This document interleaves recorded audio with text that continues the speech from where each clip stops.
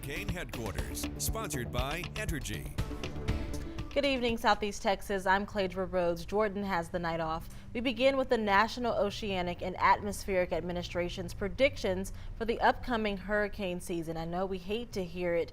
NOAA released predictions for the season this morning. The agency's National Weather Service forecasters are expecting between 13 and 19 total named storms, including 3 to 5 major hurricanes.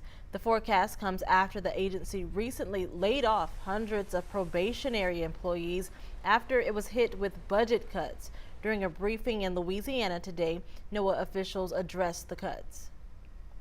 Weather prediction, modeling, and protecting human lives and property is our top priority. So we are fully staffed at the Hurricane Center, and we definitely are ready to go. And we are really making this a top priority for this administration, for NOAA, for the Department of Commerce.